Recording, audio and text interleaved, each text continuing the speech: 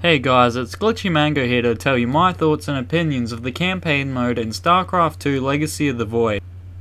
I won't go into graphics or anything like that in this video, but we'll just go over the gameplay and story direction without spoiling too much. Also, I will be spoiling some minor stuff for Heart of the Swarm that are relevant to this video.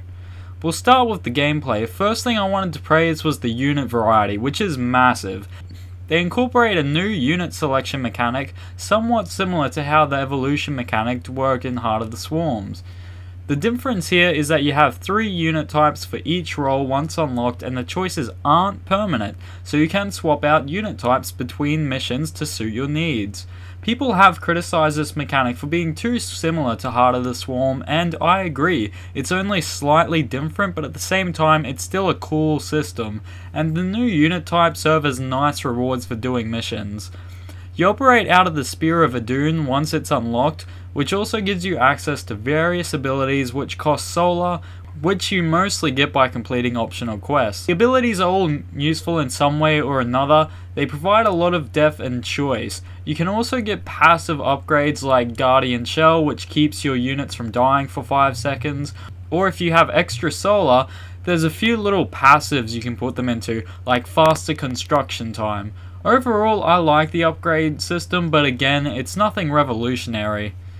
The actual missions range from great to just awful. I wish they put more time into making the earlier missions interesting in particular.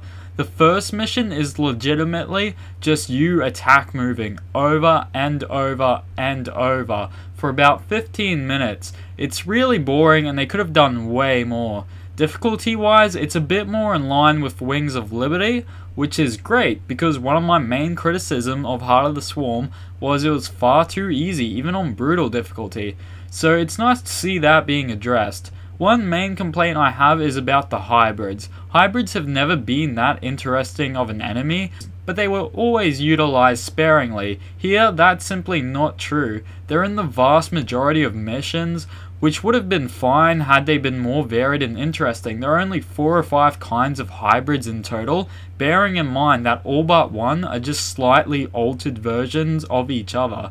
So there's only actually one unique hybrid enemy in the whole campaign, which is the flying hybrid.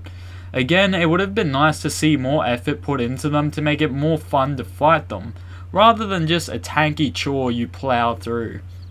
On to the story, it's okay. I mean, it's good, but there were some missed opportunities. I should say I've never played any of the original StarCraft, so I actually know very little about the Protoss as a whole. Now I can safely say that I have a whole new respect for them.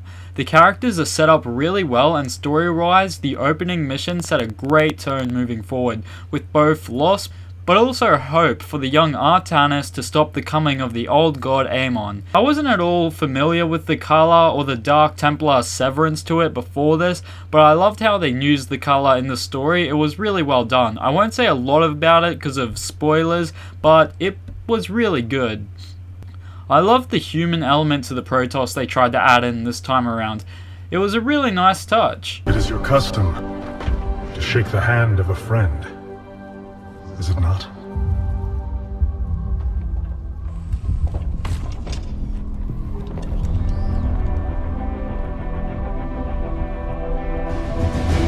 Give him hell, Artanis.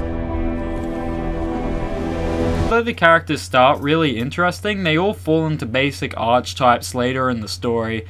The ending was really lackluster, and honestly the whole thing left me wanting more, rather than feeling like the epic climax it should have been. I can't help but feel like this was intentional to get people to play the mission packs they plan to add later, though I really hope that's not the case. There was also a fairly big plot hole campaign-wise.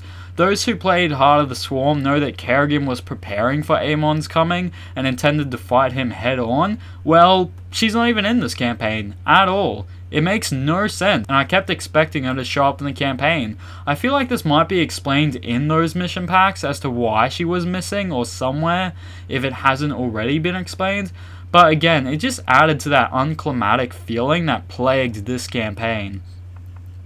I had fun with the campaign, but at the same time, it wasn't all it could be. I still feel the Heart of the Swarm campaign really blew this one away story-wise, and in terms of gameplay, Legacy of the Void was a bit lackluster a lot of the time, despite the improvements, which is to be expected somewhat. If the missions aren't that good, then cool unit types and upgrades can't exactly shine the way they should have. For enjoyment, I'm giving the campaign a 6. I really liked it, but it never excelled or amazed me like it should have. It was a good ride and nothing more.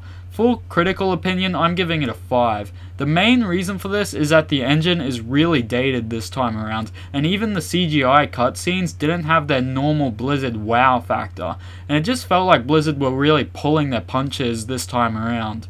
They could have done a lot more, but instead went for what I considered to be the minimum standard for a StarCraft 2 campaign. I was going to give it a 4, but the epilogue just barely tied it over. Overall, if you like StarCraft's previous campaigns, I'm sure you'll like this one, like I did, despite its shortcomings. But if you are expecting an awesome ending to the trilogy, you probably won't find it here. I'm Glitchy Mango, and thank you for watching.